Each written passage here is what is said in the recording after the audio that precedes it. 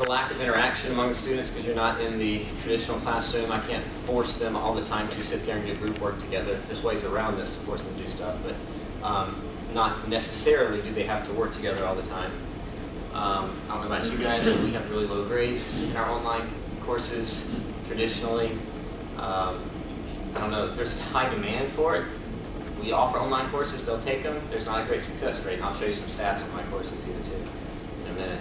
And there's no regular face-to-face contact with my students, so some of my students may not even know who I am. And so when I first started teaching online, that was the biggest thing. I was like, I don't even really feel like I'm teaching. I mean, I have all this content on there, but they don't even know me from Adam. And how do they know what I look like, how I talk, even any of this stuff?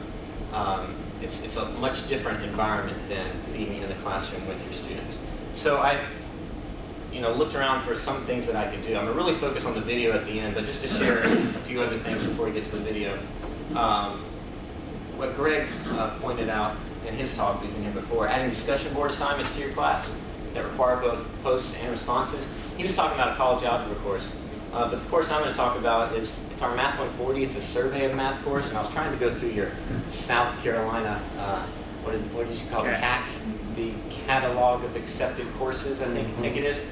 Trying to find a similar course to our Math 140. The closest thing I could come is it's either your discrete math or your modern math that a few of the colleges offer, but it's a 155. Yeah. It's a survey topic where we cover like 8 different individual topics. So we have like logic theory, set theory, voting theory, probability, statistics, stuff like that. And some of those lend themselves to discussion a lot more than some of our traditional college courses, because for me it's always been different. How do I get them to foster discussion about, look at this graph and talk to them? It's not as easy. But if I put up a prompt about, research any recent election that you want to, and write about what voting methods were used in it, and if you see any biases involved and stuff, they can do that because they can search online. There's tons of information online about different elections. They can look at the controversy, and then somebody will write back. Particularly put voting up there because somebody will write something controversial, and then somebody will be like, no, that's not true. And so you have to kind of referee it a few times, but they'll interact there. And another one I did, because one of our modules is statistics, find any poll or survey on the internet, and what's the topic of the survey, who sponsored it, do you think the questions are good questions, is it biased anyway? And they can find those easily, and they come up with some crazy stuff. I mean, they'll find some great surveys, polls online, and it allows me the opportunity after they've done it all to talk about, well, is this truly good statistical practices the way they ask these questions and stuff. So fostering discussion in this class may be easier than in some other classes, but that's created some interaction between the students. I am shocked by apparently how many instructors at my school don't do this, because I'll get students who say, wow, you answered my email like today after I sent it. I'm so surprised. I took this other online course and my instructor never got back to me. So I actually get tons of emails in my online course. I probably have 4, 5, 6 a day from online students, and I think it's because I do answer them, and so they actually actively ask questions. There is tons of free video content out there, stuff that comes from the publisher, Pearson or Cengage or Addison Wesley, all those. They have their own. The Khan Academy site's awesome. There's tons of stuff on YouTube. But again, I've added some of that video content, but I still didn't feel like I was teaching, and so I wanted to do some of my own stuff because I wanted them to know me, to see me. And yeah, I don't do it necessarily the only way to do the problem, and I tell them there's a lot of different ways to solve problems. You don't have to do it my way. There's more than one way to get there. But I just still wanted to have that contact with the student. So I started last summer creating my own video lectures because all I was teaching last summer was online. So I had the time dedicated to just sit and make some lectures. So I put up like 25 lectures last summer. And what software did you use? Windows Live Media Player. And I'm actually walking through how to do that and show you how easy it is with that. So just to give you some stats on this. So before last summer, I had taught 6 sections of Math 140. This is our survey course to 172 students. Not all at one time. Yeah.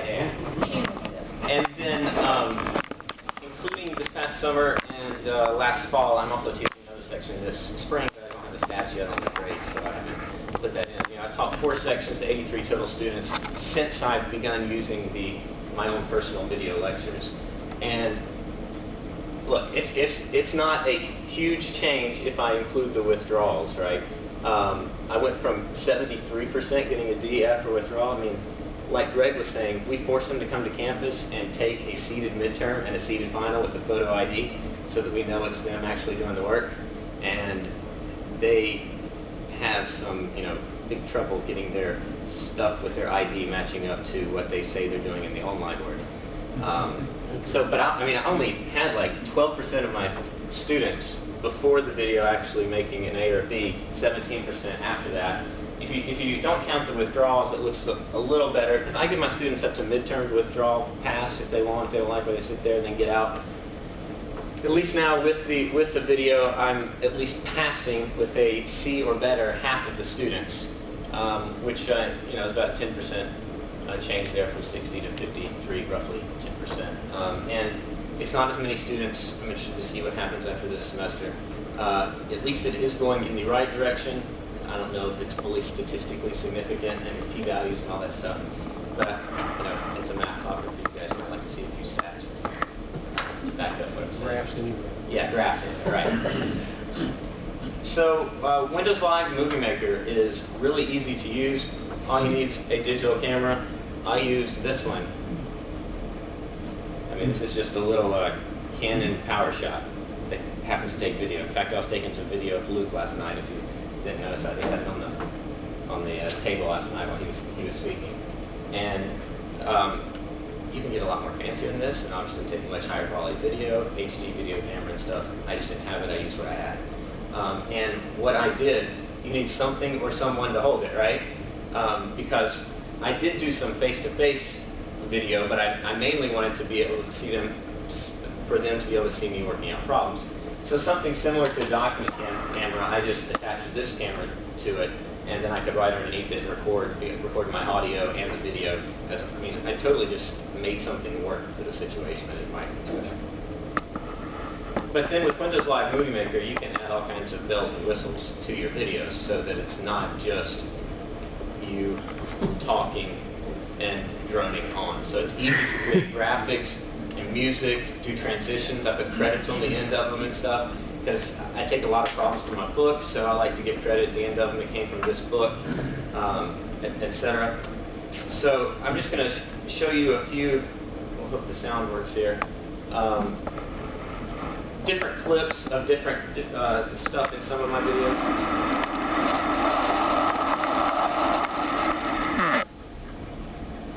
Watch a few seconds of this. Maybe. Can you hear anything? I can hear your voice. Oh well, technology form again.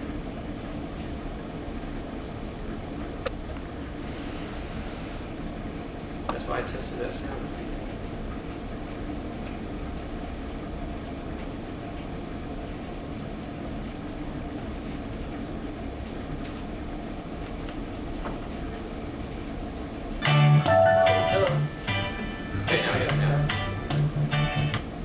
Kathy up. Good. Alright, let's go back to this. Here we go.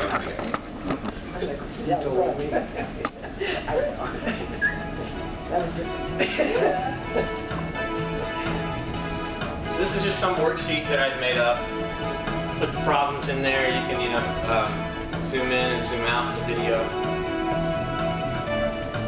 And you pull the music down. Moving on to multiplication. Yeah, I'm going to show you where I got it from. It has a lot of the same aspects as addition, just the numbers get larger inside, so you have to be really good at figuring out. In this case, it's base 5. You have to be really good at figuring out how many 5s go into these particular numbers. So you'd start out 4 times 4 is 16. What you have to prevent yourself from doing is don't write a 6 even carry the 1, because you're in base 5. And so the way to represent 16 is not 1, 6. That's the way you represent in base 10. So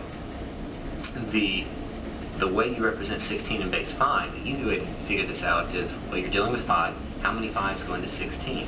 The answer is 3, with 1 left over. So 16 is represented by 3, 1, base 5. Okay, so that's the beginning of the video. I worked out several of those alternate bases, and in between them, you can transition from slide to slide, and I'll show you that. You asked about the music. This is the site I use to get my music. It's royalty-free, so you don't have to pay anything for this. You can download anything you like. It's like music that Kevin MacLeod has made himself, and he makes all kinds of different genres. This is the site. I can also, if you don't write it down now, I can also give it to you after the talk if you want it. Incompetech.com, and let's go there and I'll show you what's there. So this is the site where you can search based on genre or how it feels. If you want something bouncy and grooving. Oh yeah. Definitely, right? Okay, so we hit search. We roll down here. Let's see. Yeah, so fuck here. I'll try this. Oh, yes.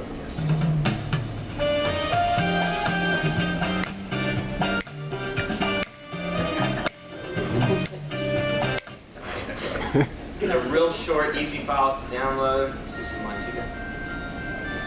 Oh, reggae.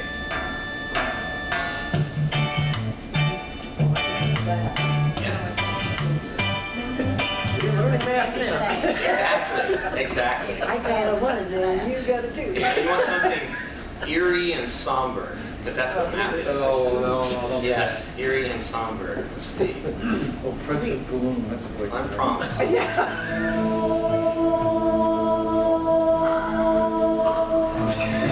That's what you want to start off your math videos with right there. We'll play that in the next hour. Yeah, that'll really get them in the mood for solid math right there. So yeah, I usually pick something bright, uplifting. Yeah, let's do some math. So that's the site. Here's another video. I'm going to show you some transitions in this one. So this is the beginning. Get like 60s malt shop. Yeah. This is some graph that I draw on a graph paper, took a picture of it, and inserted it as a JPEG file in my PowerPoint slide, which I've then imported into the video, because Windows Live Movie Player allows you just to import any kind of picture file. So I saved the PowerPoint slide as a picture file. So here we have the diagram again of the Smith's lot. It's a 100 by 240 foot lot with a 40 by 8, so 1,660.37 square yards. And now I can finally get to the ultimate question of here, the cost. Now that I know the square yardage, it's 1660.37, and each one of those square yards costs 3 cents. So multiply 1660.37 times 0.03, and we get $49.81. And that's our answer to the cost to cut this yard. And then bring in another problem in the same video if you want. Nice diagram.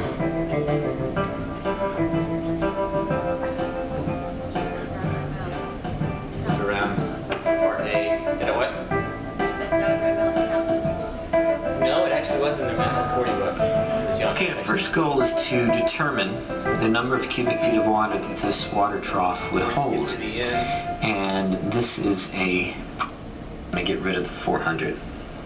So I just want this portion. The 96 square root 3 times 62.4. That gives me a certain number of pounds, and that's just the poundage of the water. I want to take that value and divide it by 8.3. Because for every 8.3 pounds, I get 1 gallon. So typing all that into the calculator and rounding to 2 decimal places, get 1,250.08 gallons of water that this water trough will hold. And that's our answer to part C. And then you can add credits at the end.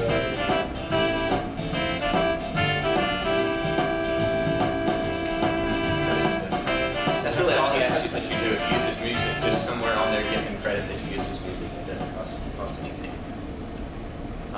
So I had a ton of fun just searching for music that I like. It's good for being a student.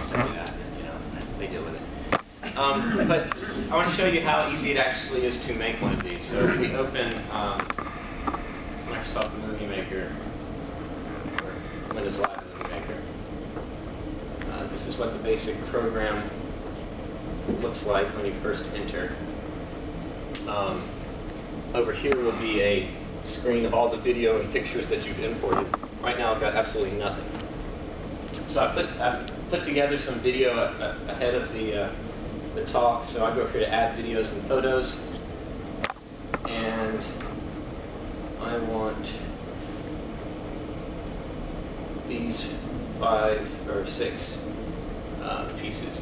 First of all, these are just photos that or they're JPEG files. I like PowerPoint and the backgrounds and stuff you could use, so I went to PowerPoint, typed up the question that I wanted, picked the background I wanted, and then one of the options in PowerPoint, instead of saving as a PowerPoint presentation, you can save as a JPEG file or a PNG file, which is actually higher quality image. And so that's what I do. I just save my slides as individual picture files, and then you can upload them to Windows Live Movie Maker. I didn't say this, but this is a free program, Windows Live Movie Maker.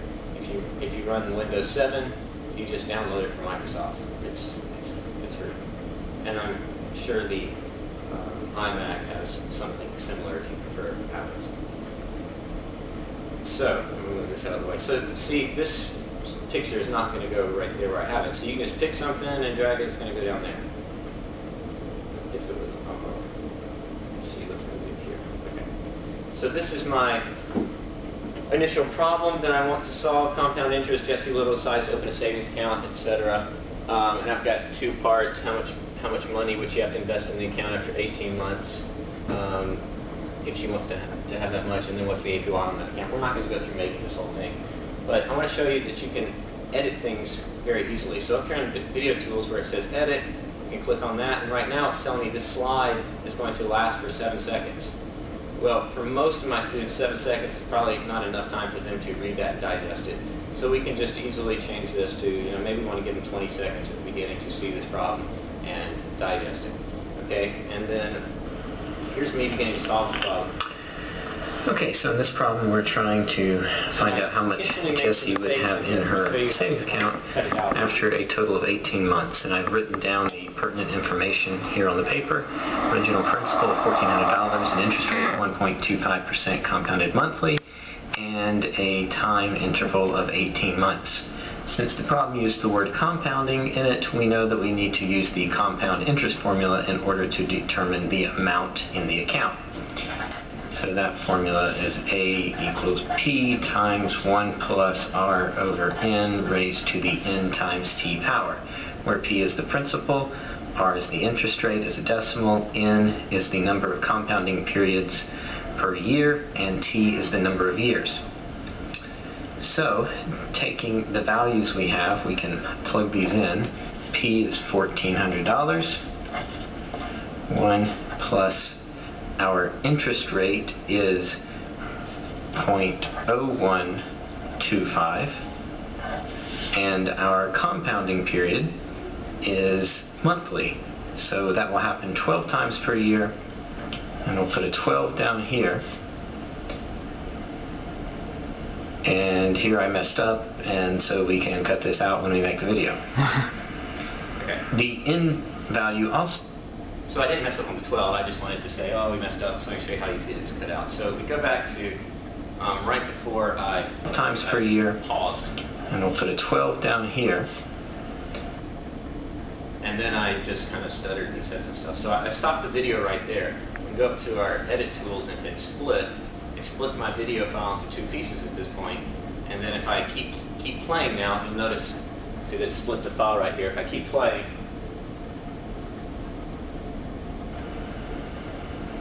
and here I messed up, and so we can cut this out when we make the video. So I'll pause it there, split again, and then take out the offending piece. And let's go back here and see how it... Our compounding period is monthly, so that will happen 12 times per year, and we'll put a 12 down here. The N value also appears in the exponent as a 12 so you here. As nice or as picky as you want with that and how well it fits. But instead of stopping my camera again and starting a new file for my video, I can just keep talking and then cut out the stuff I don't want and just kind of meld it together. So if we scroll down a little further.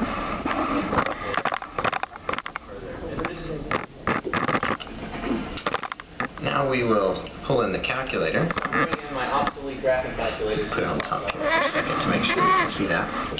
And TI-84. Show them we how to will plug type in it the all values in our calculator to figure And then let's go right about here. built into your TI-84. If we hit the Applications button and Go back here. an alternate approach to solve.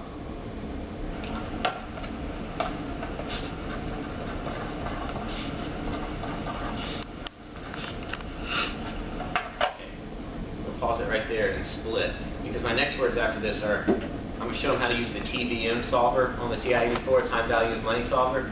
So I created a slide called an alternate calculator approach, and I'm going to stick it in there.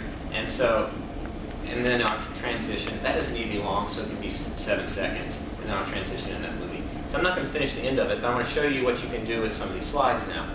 So if you go back to the beginning of this compound interest, if we go over here to animations, perhaps you want it to, probably don't want it to twist because it's a little difficult to read that one there, but maybe you want it to zoom out just to add some depth to it as you're reading it.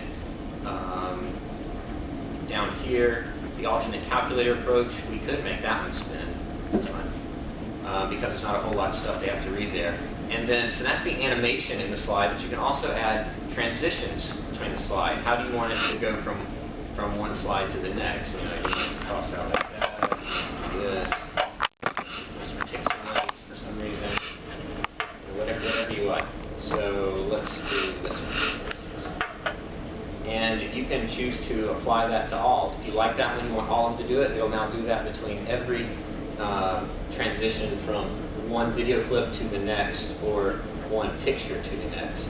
I actually don't need it right here, so I can come and take that away. I don't want it from my video to video because it's supposed to just be continuing. Okay. Now, let's add the music. We want here at the beginning, go back to the home page. Here, we'll add an auto movie thing first. So they have some already built in. So I go with this auto movie thing right here, and it immediately gives me that talk, SOCAMATYC. It, of course, changed my transition when it did that. So I might have to go back up here to edit and take it off of 7 seconds and put it back to 20 seconds. And if I don't like their visual effect, I can change it. But you can title this at this point whatever you want. If you double click on that text bar, you can come up here and type whatever you want. You can also change how it appears on the screen. So you can be as fancy or as unfancy as that. It's just awesome. So you want to add the cinematic burst number 1. Yeah, I like that. And so now I want to add some music. So back on the home menu there, I just click here, add music. And so we can add some of those we just listened to. How about the reggae version, Montego? Okay, so I'll add it. It adds it in at the point that I had my cursor on. Now, it's going all the way across here. I don't want this music in the background for the entire time that I am talking. It's kind of distracting if they're trying to listen to both. But I do want it to start here at the beginning, and I probably want it to, we can watch it now, see how it's done.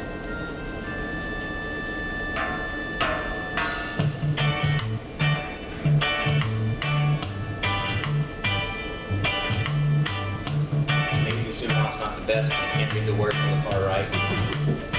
So you can pick a different transition.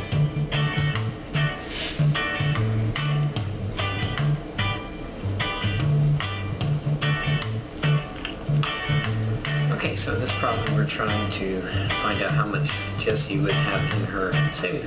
And maybe about there you're tired of the music. So I clicked on my music tools up here. You have the same option to split your music, just like you have on the option to split video. So I'll click split. It's now given me, if I go down here, notice how it's split the music off there. You can actually move this over a little if you wanted to keep it using somewhere else. I don't want it at all, so I'm just going to delete the rest of the song. And I just like to make it slightly more fancy. I'll have it fade out my music as opposed to just ending it abruptly. So fade out. If you want it to fade in, you can do that. And so now,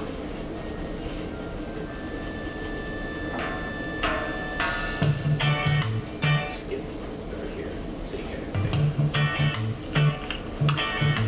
Okay, so in this problem we're trying to find out how much Jessie would have in her savings account after a total of 18 months. So what I would do, I don't want to spend the rest of the time editing this single video. But then you could move on down. I'd add music over this transition where it went between the alternate when I show that slide and stuff. And maybe it, it doesn't help anything on instruction necessarily. It doesn't help your instruction any better. I don't know, it makes it a little more personal, makes it seem like I spend a little more time on it. They hear my voice in the middle of this, which I like. You can also do, let's say you're right here, and you want to take a time out after that and actually talk to them somehow. You can put it on a webcam video. Okay, so currently it's not reading my webcam. But if your computer has a webcam in it, then you can just start recording your face talking to it at this point, whatever you want to say to your students. So some of my videos I've added that as well. So let's go back to the PowerPad. Okay. So once you got your video made, I guess I didn't show you that. When you're done, all you have to do, when you've made everything you want, notice when I did that auto movie thing, it automatically added some credit slides at the end. So I can go down there and say it's directed by, or you can change it to whatever in the world you want. You don't have to use their words, and you can change the effects there. But whenever you got your movie completely done, like you like it, on the home screen, just go back and click Save Movie. And you have different options for how you can save it. If you want to save it for high definition display, which takes a lot more memory space, it takes a lot longer to upload if you're going to do that. Also, if I didn't take it with an HD camera, why do I want to bother about the HD display? But it gives you different options for how you can save it. I typically just save it as a Windows movie file, WMV. And so you've got your video file saved. It will, at that point, it will actually look like, it'll look like this. Just like my movies that came off my camera directly, it'll save as something like this in Windows Movie.